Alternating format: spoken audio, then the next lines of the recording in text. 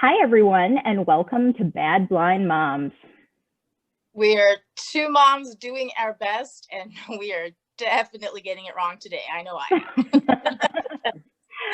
Well, today we have two lovely badass blind mom guests who you know and love. We have Priscilla Yeung from Sacramento, California, and Lisa Johnson from Omaha, Nebraska.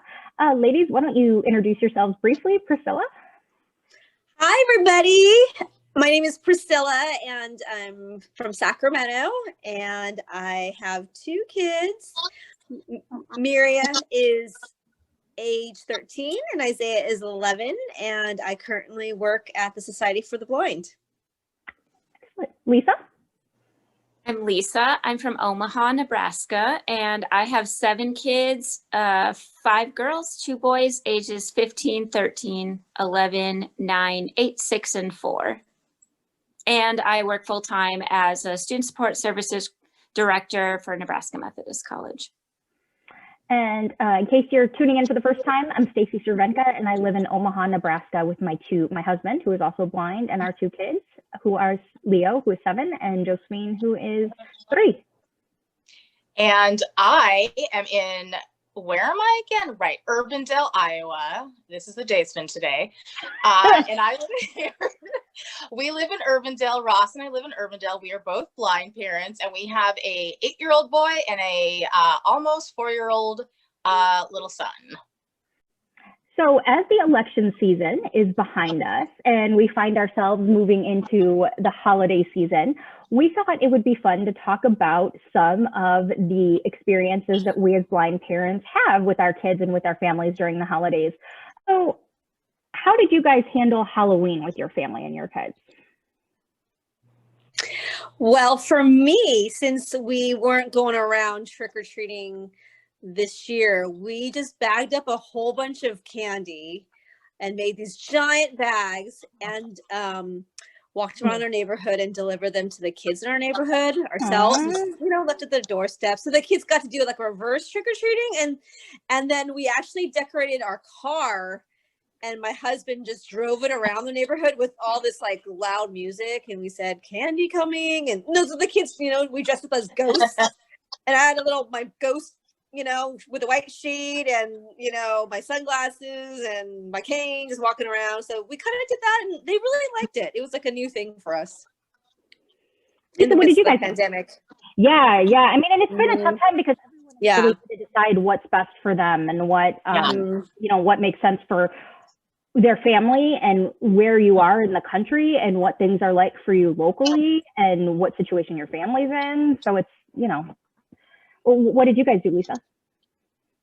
We didn't go out. And so instead I tried to find some things to keep our kids busy all day long. So we did some cookie baking and decorating. And then we did this engineering challenge sort of with toothpicks and marshmallows. And the kids tried to build the tallest tower they could out of marshmallows and toothpicks. And so they really enjoyed that. And then we did a candy scavenger hunt in our yard. So I went out and put candy all over. And then the kids went out and just ran all over the place and found candy. And then we ordered pizza, and they ate pizza on our trampoline. And then we ended the night with a Halloween movie and a sleepover in the living room. So we tried to keep it really full. We watched The Witches. Nice. Nice. And I thought it was really cool the way that some people did find ways to distribute candy safely. There was one couple that had their bonfire pit out in the middle of their driveway, and so they were out in the open air. They were wearing masks. They had this cool bonfire set up. So it was neat. And then there was another house that had a giant spider, and it said, I've laid all these eggs all over the yard, take 2. So the kids could go in the yard and take 2 spider eggs. That were cute. There were a lot of cool things. One thing that kind of is a transition that was interesting to me is I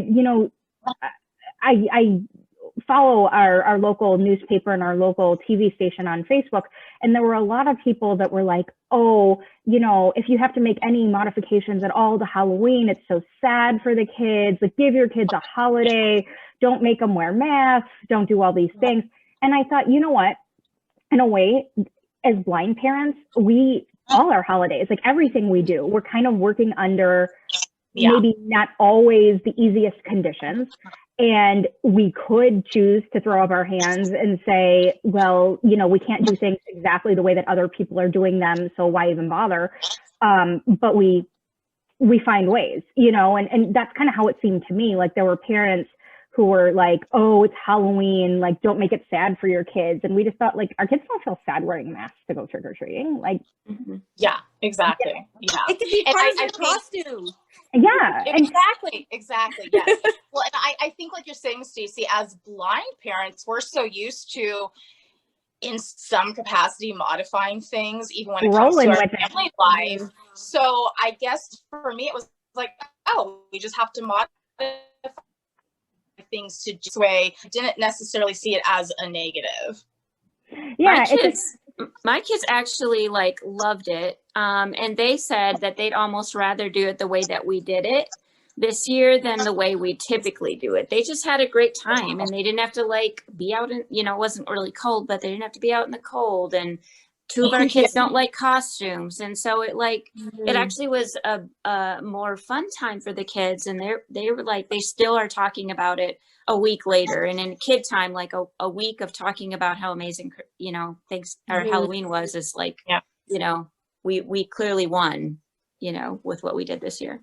And I thought this was one of our best Halloweens too. And I think it kind of, again, you could say, okay, we're just going to act like the pandemic's not going on and we're just going to do things in a super unsafe way.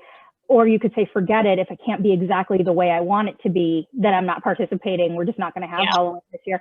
And I think it's similar to, as blind parents, we might, you know, there might be traditions from our childhood or traditions that we see other families doing that, you know, we may wish that we could do more easily, but we don't just give up and say, oh, forget it. If we can't have like this Christmas card holiday, you know, then we're just not gonna even try. And you know, I think that sort of, to me, that Halloween kind of represented the problem solving and the ingenuity and resourcefulness that blind parents often, you know, bring to the holidays. Agree. I agree. And I think as parents, I think we set the tone. So if we are going to be super negative, if we are going to be constantly ranting and raving about why we can't do things the way we've always done them, I mean, that's going to, you know, trickle down to our kids, and they're going to pick up on that. I mean, my kids also, I never once heard them say, well, why can't we do it the way we've always done it? I mean, it was like we were still doing things, you know, we were still participating in some way. And even if we hadn't actually gone, you know, around the neighborhood, I think the kids still would have been fine, because I mean, they were still getting treats and candy, and you know, mom and dad were having fun. I mean, we dressed up because Ross has a full body wolf costume that he wears every year, and I have like fairy wings and a wand, so nice.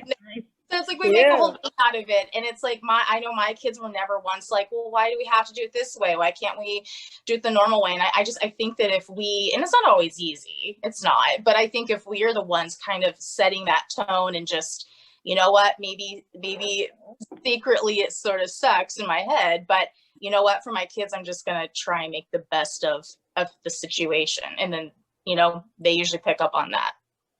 So now, I know you guys, as blind parents, as we move into the holiday season, as we move into Thanksgiving and Christmas, what are some barriers that you found in the past, or things, maybe not barriers, but things that have come up in the past that have to do with your blindness, whether it's, you know, your kid participating in like a church pageant, a Christmas pageant, or a school assembly, or family and community activities? Have you guys had ever run into any barriers or ways that you had to do things differently, or needed to, you know, be ingenuitous and find ways around? I think for me, my greatest barrier is generally myself and how I think about myself and what I feel overwhelms me. And so every year, our school puts on this giant like fall carnival, and every year I want to volunteer, and I try to find a place for myself to volunteer. And so I've tried different things, like being a runner from one station to another, using my cane and navigating, or maybe running a game booth, and trying to manage that. And I just found myself really stressed out. And I asked myself, what exactly am I stressed out about? And I think it was really the noise factor, and just not being able to hear really stressed me out.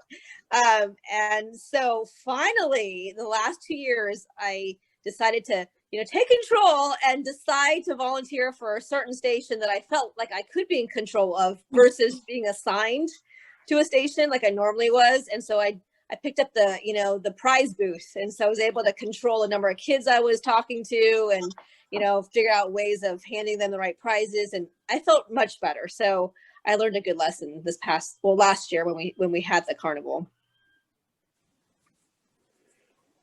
Yeah, I'll say, it's really interesting because one thing that's so important to me during the holidays is for my kids to have fun and for my kids to have a wonderful, magical holiday season. And sometimes I feel like I have to put that desire ahead of my desire to be in control or to like worry about my image, how I'm presenting myself or myself as a blind person. Like I think a lot about how when my son, this year, probably not, but the church pageants, when Leo would do church pageants, I often felt like, okay, Leo would be involved. They loved having him there, but I would kind of just sit in the pews and just watch and, wasn't super involved. And there was this part of me that always feels like I should be involved. What am I showing them about blindness? I'm not involved. But then I've also thought I don't have to be involved in everything. Just because something's going on doesn't mean I need to be running it or I need to be involved in it. And if somebody in that group is thinking, oh, well, there's Stacy, she's not super involved. So what? If my kid is having a good time. And that's kind of been hard for me because I do want to be in the thick of things. That's my nature. But sometimes I have to realize it's less important for me to be involved in this Christmas play than it is for Leo, and well, and I think that whole having to, the being in control, yes, for sure. I'm a bit of a control freak, but I think, okay, is anyone on this call not a control freak? Right. I think that as blind parents, we put a lot of pressure on ourselves to, the whole idea of being the blind ambassador. Everywhere I go, I have to show people that blind people are capable and we can do anything. And look at what we do. And it's like, you know what?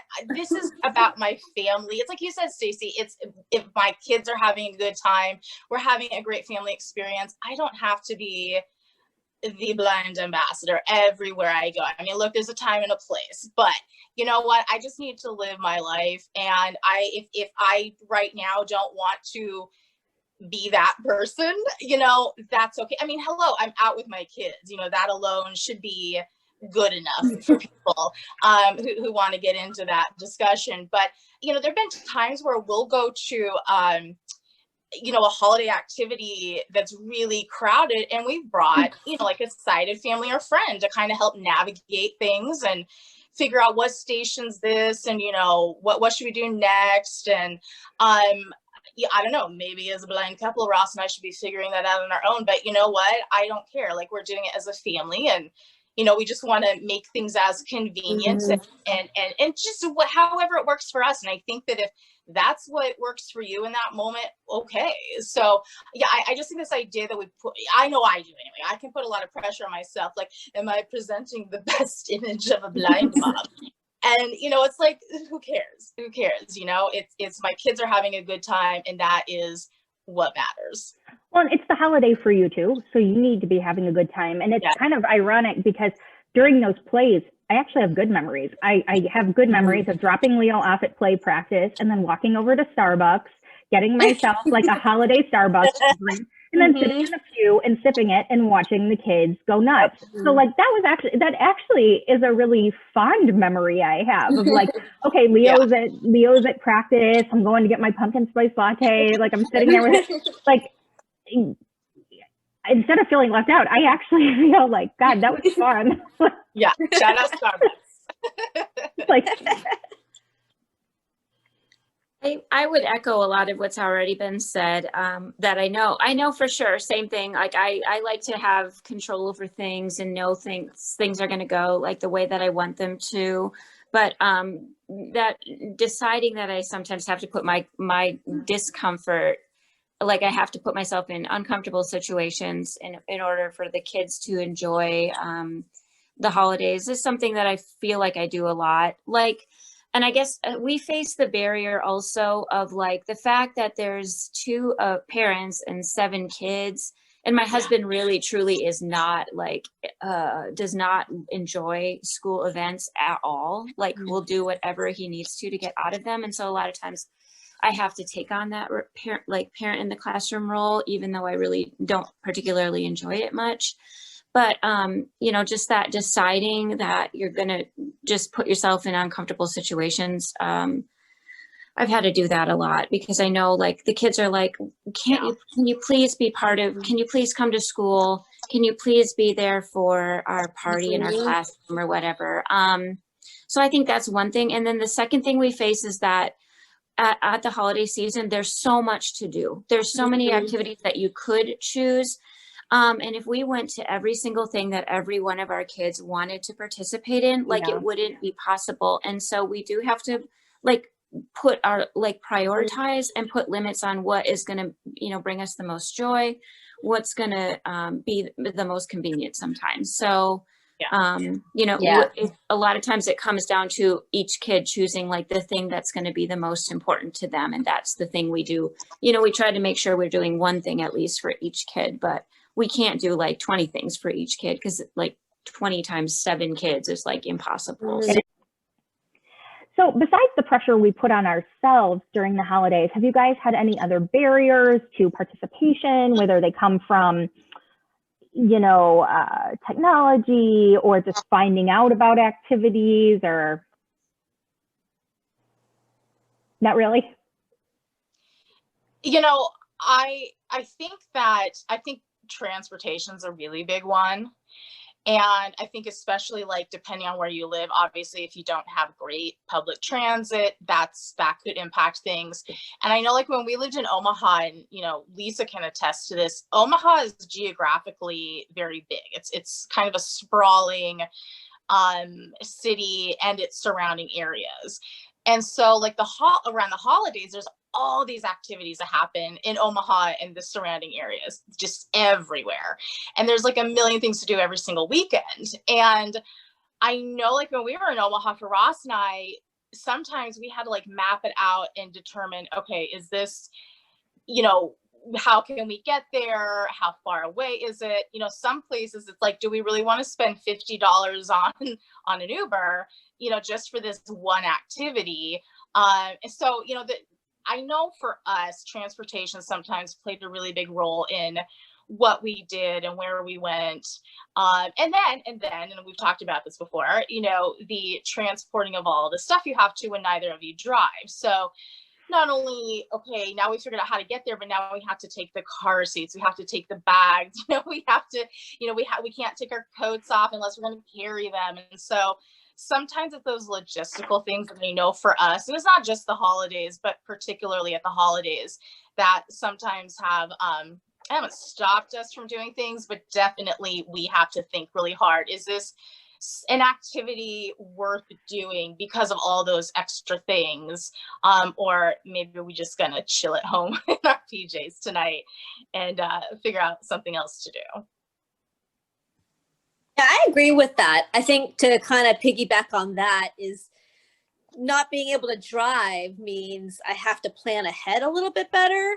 So if I want to bake holiday cookies with my kids, if I'm missing something, I just can't run to the store and pick it up, right?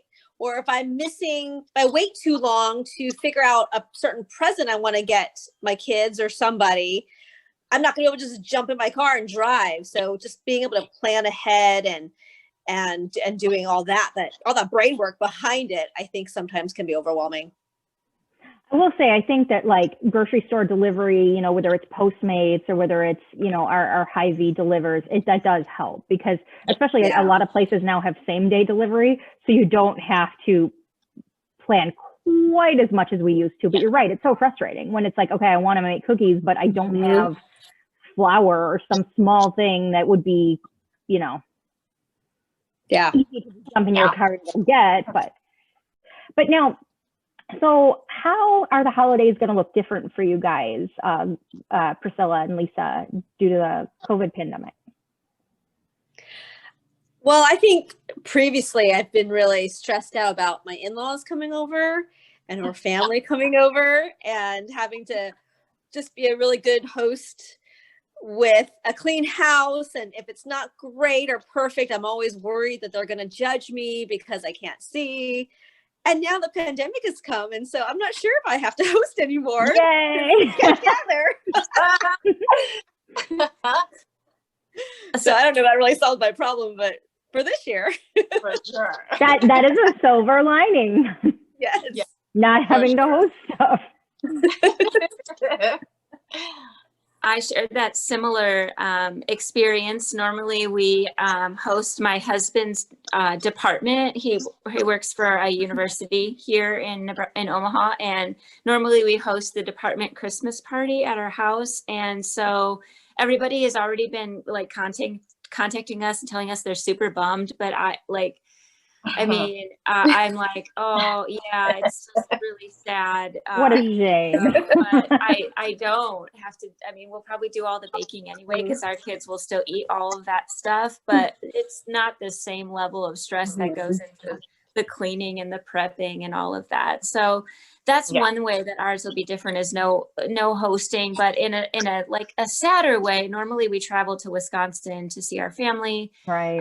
And that won't be happening. We're not traveling. My family has canceled Christmas because right now they're kind of living, like several of them have COVID right now, and they're definitely not wanting to welcome, you know, us bringing, risking us bringing something or us getting something and bringing it back here. So we won't be having the travel that we normally do. And that's very hard. I mean, like Lisa, my husband and I, you know, neither of us grew up in Nebraska, and our families live in different states.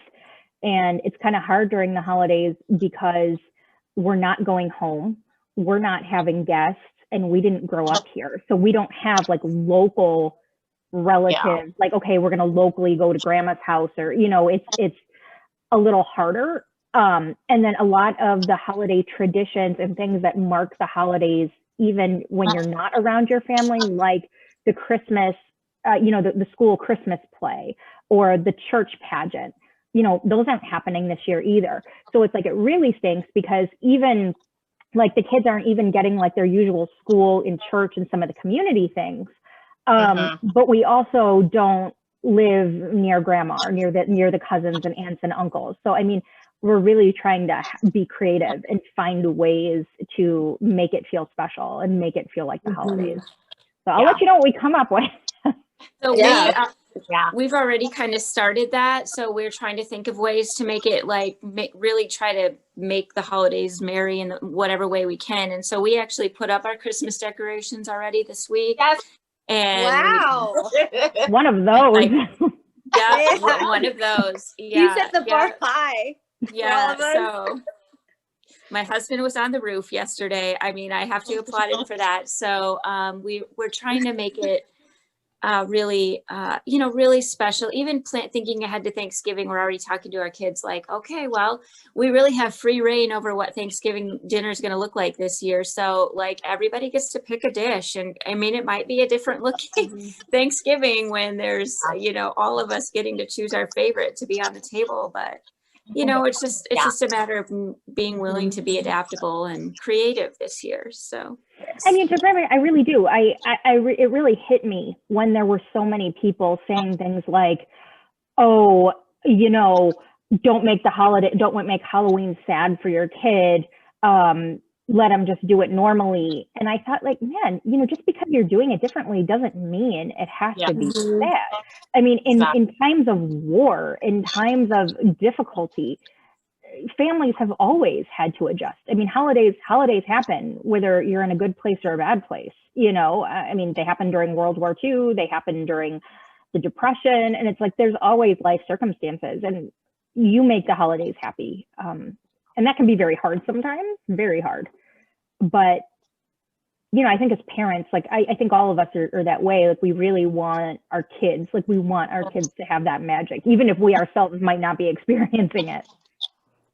Yeah. I mean, I'd like to say it's because of the pandemic that we're doing Christmas early, but for me, it's like November 1st, decorations up, Christmas music on. Like, it's just, we start watching. I've been watching holiday movies on Netflix. Like, I think I'm probably part elf at this point. But yeah, no, I agree. Like, just doing those things, which, I mean, for us, you know, works out now that mom's always been like that.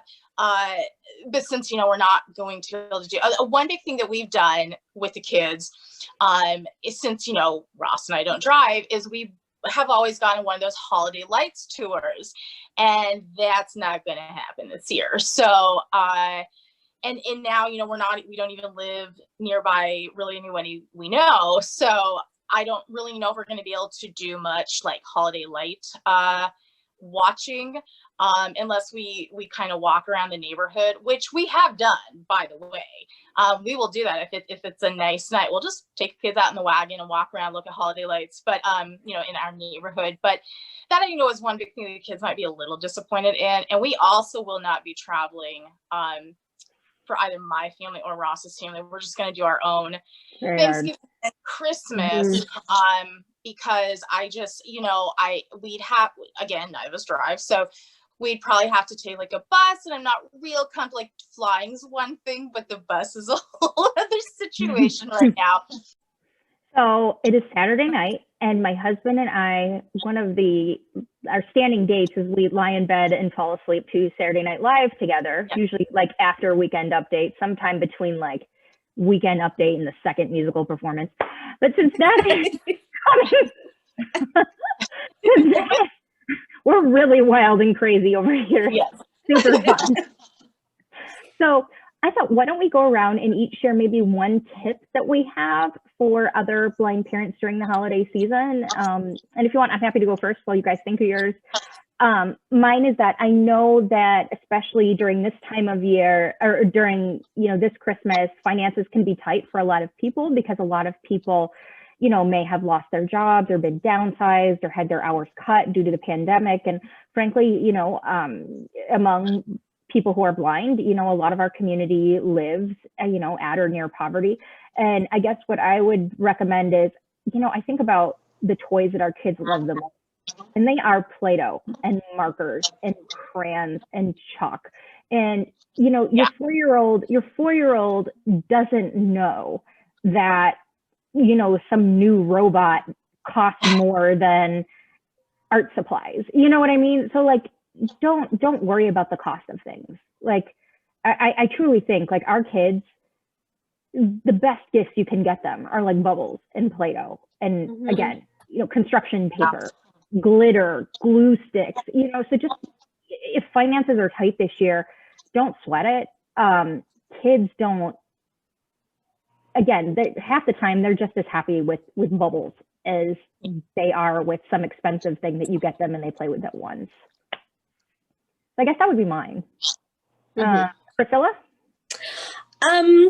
For me, I think my advice to myself and to anybody else for this coming season is, you know, and maybe this sounds a little cliche, but I really want to embrace this, is that I think memories are made when I'm present with my family, and I don't need to be perfect, and we don't need a lot of stuff, and maybe the traditions can't come through this year, but just find new ways of being present with each other. It could be something simple like hot cocoa, together on a couch, playing a board game, to watching a movie. Just keep it simple. Totally. Lisa? I think mine is something that maybe it's developed out of my need because of having so many kids, and it's sort of a practical thing. So one issue that I've had is like, we don't get our kids a lot of stuff, but when I'm buying things here and there over the period of a while, usually, I kind of think Christmas all year long so that the November, December doesn't get to be such a financial strain, is keeping track of the things that I've gotten over time, and then knowing what I've gotten for each kid. And so I have an app that I keep track of what I've gotten for kids. And then in like a secret place in our house, I have like a spot for the gifts per each kid, and I keep them separate so that I know what goes with what kid. And so that I try to make it look like everybody is even. I mean, that's maybe only an issue in my house with 7 kids and everybody looking at like who's got the most and blah, blah, blah, whatever. But this is my way of like, keeping track of what I've gotten, doing it all year long, and then keeping it in a place so that I'm not scrambling the night before, trying to find everything and remembering what I got who and where it is. Yeah, it's always good to ban your kids from your closet too, Uh-huh. and establish that all year long so that it's not creepy when you do that at Christmas. And oh my God, it just hit me. I don't know if you guys do that horrible Elf on the Shelf thing, but that is coming up, and I every year I make it shorter. Like it used to be like right after Thanksgiving, and then it was like December 1st, and then it was like maybe December 10th, and now I'm like, okay, it's gonna be the week before Christmas. Like, yeah. What's the Elf on the Shelf thing? Oh God. Oh, you don't want to know. Yeah, no. It's this tradition now where you get this stuffed elf and you put it like, it's from Santa. It's from the North Pole. Santa sends it to you, a scout elf, to look at your kids to see if they're being good, if they're on the nice. And then every night it flies to the North Pole and tells Santa how the kids have been. So and then like every morning the kids find it in a new place. So like maybe it's on top of the Christmas tree. Maybe it's in the garbage disposal, you know what I mean? Yeah. Here's our elf if you have any, if you're able to see. The worst. Like it is a universal Elf on the Shelf parent thing. You are snuggling into bed. It is 10 p.m. You're nodding off, and then you're like, shit. You're like, I gotta move the I gotta move that elf. Yes, there have been plenty of times where we forgot to do like, whatever. He just the elf liked that. He liked that perch. He liked that perch. He wanted to stay there again. I make it probably for my big kids. My big kids. That is okay, smart. It's so much easier. See, Lisa, you're so type A, and you do such a good job with this. I wouldn't be surprised if you're like, well, you see, I have a chart, and I make all these little arts and crafts where my elf shows up. And well, Greg and I here on this night. It can't be here now. I know. Well, Greg and I are just like started out sleepwalking around the house at 10:15. Like, where the fuck are we putting clothes? Yeah, like when you were talking, Lisa, about like, oh, you keep a list, and I'm like, oh, so do I. And then you're like, I use an app. I'm like, oh, I just have like a note on my phone. That's amazing. I'm not that tech savvy. It's developed out of necessity and many nights of scrambling last minute. Sure. So I wouldn't say it's out of being smart. It's out of making mistakes and needing to survive. Well, Bridgit, do you have a tip you'd like to share with our virtual mom squad?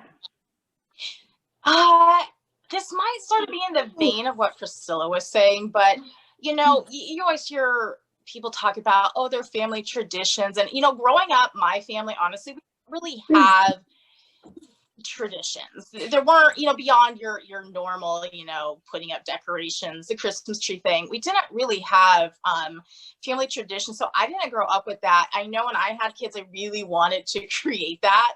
And I'm so into the holidays. I wanted, I don't know, for a couple of years, I'm like, we have to do this, we have to do this. And Ross is like, calm down. like it just calmed down. But I don't know, like we're not all going to be able to go rent the cabin in the woods and we go cut down our 20-foot tree. And, I think just those traditions can be whatever you and your family agree upon, and things that you kind of like, and just bring you together as a family. If that's, I know for us, so like a thing that we like to do is on Black Friday, the day after Thanksgiving, we usually get pizza, we watch Christmas movies all day, and that's when we kind of put up the bulk of our decorations. And I don't know, it's simple, but it's just kind of what, like Ross and I started doing it when we were first married, and then when we had kids, we just kept doing it. And so it's so basic, it's so simple. I also shop, but but I don't know, I just think it doesn't have to be big, it doesn't have to be extravagant. The traditions that you create with your family can be very simple and very small, but I think it's just creating that sense of togetherness, and just something that you do together as a family is really all that matters. It could be a snowball fight in the backyard if you live in a place with snow. So, whatever you want it to be is what your traditions can be. And it can be different each year. Like maybe your tradition really is doing the Christmas tree, and maybe sometimes that's going to the tree farm or going to a tree lot or going wherever. And maybe sometimes it's going to the grocery store where they have cut down trees. You know how they, at a lot of grocery stores, they have like live trees, like right by the front door you can buy. Yeah. You know what I mean? So some years it might be this really special, wonderful thing, but I mean, you get the tree, you can still decorate it. It can still be fun. It might not be the, trip out to the farm that you're used to, but yeah. Well, we want to wish all of you, our virtual mom squad, a very happy holiday. And we hope that you will comment below on YouTube or Facebook or Twitter or wherever you're seeing this, and that you will share with us some ways that you are spending your holiday and some traditions you have and some experiences you've had. And so from all of us to all of you, have a wonderful holiday. Happy holidays, everyone. Happy holidays.